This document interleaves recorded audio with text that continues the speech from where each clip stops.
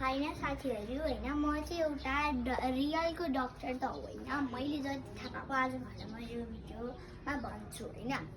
जस्तो कि हेर्नुहोस् है त म किन म डक्टर होइन भन्दा यो भिडियोबाट हजुरले थाहा पाइहाल्नुहुन्छ तर म डक्टर होइन है होइन के भन्छ अब हाम्रो नेपालको महान चाड आइरहेको दसैँ सबको फेभरेट नेपाली कसैलाई दसैँ नमन पर्ने भन्ने हुन्छ हुँदैन नि अनि दसैँ आएपछि मान्छेहरूलाई अत्तो पत्तो हुन्छ होइन कहिले कति दिन बित्छ होइन अनि खाएको खाइ हुन्छ अरू त खानु त राम्रै खानु होइन तर होइन यो 5 वटा कम्बिनेसन दसैँमा कहिले पनि नखानु होइन फर्स्ट कम्बिनेसन हो कि फ्लेस र एल्कोहल हजुरहरूले नबुझ्न सक्नुहुन्छ मासु र रक्सी कहिले पनि त्यो सँगै खानु हुँदैन त्यसले हाम्रो बडीलाई हार्म गर्न सक्छ अनि नेक्स्ट चिज चाहिँ के हो भने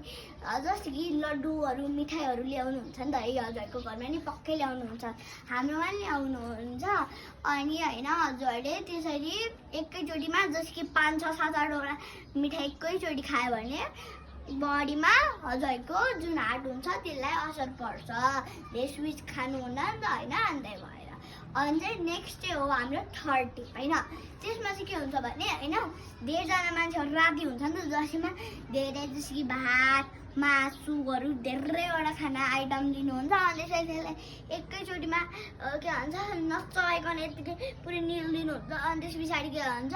हस्पिटलमा पनि धेरै जानुहुन्छ अड्किन्छ नि त त्यही भएर खाने बेलामा जस्तो कि आफ्नो कोही फ्रेन्ड्स या फिर के भन्छ फ्यामिली मेम्बर्सहरू आउनुहुन्छ नि त होइन अनि वासित बोल्दै खाँदै गर्नुहुन्न जब खाइसकेपछि या फिर खानुभन्दा अगाडि टक गर्ने नत्र अड्किन सक्छ या फिर केही नि जस्तो कि नि साह्रै नै नसोचेको जस्तो केस नि आउन सक्छ अनि अब हाम्रो फोर्थ टिप्स यो साह्रै जरुरी टिप हो होइन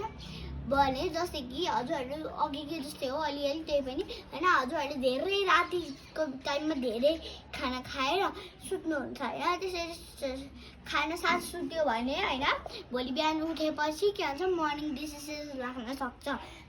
बिहानको बिरामी जस्तै कि त्यही भने हुन्छ अनि त्यसलाई 5 टिप त्यो चाहिँ सबभन्दा मेन टिप हो अनि त्यस पछाडि अघि मैले भनेको थिएँ फोर्थ त्यसमा होइन एकछिनलाई 30-20 मिनट वाकिङ गर्ने जगिङ गर्ने या फिर रन गर्ने यताउता छटमै आएर गरे नि हुन्छ र लास्ट टिप हो हजुरहरूको 5 नम्बरमा टिप हो जस्तै कि होइन हजुरहरूले नि के भन्छ दसैँमा नि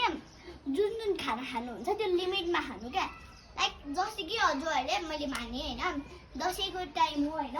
खाना खानुपर्छ तर खाना त कहाँ नि मैले कहिले भने हजुरहरूले नखानु भनेर म त भनिरहेको छु थोर खानु जस्तै कि स्विट्स खानु छ भने दिनमा एउटा स्विट खानु जस्तै कि सपोज हजुरहरूले गुलाब जामुन ल्याउनु भयो अनि एउटा गुलाब जामुन थोरै भात थोरै दाल होइन थोरै मासु त्यसरी खानु अगर हल्ले सबै कुरा धेर खानुभयो भने मोटाउनु पनि हुन्छ आफ्नो शरीरलाई नि फाइदा हुन्छ र नराम्रो देख्नुहुन्छ तिहार नि आउँछ भने तिहारमा नराम्रो देख्नुहुन्छ नि त भाइ बहिनी दिदीहरूको छेउमा ल हुन्छ बाई।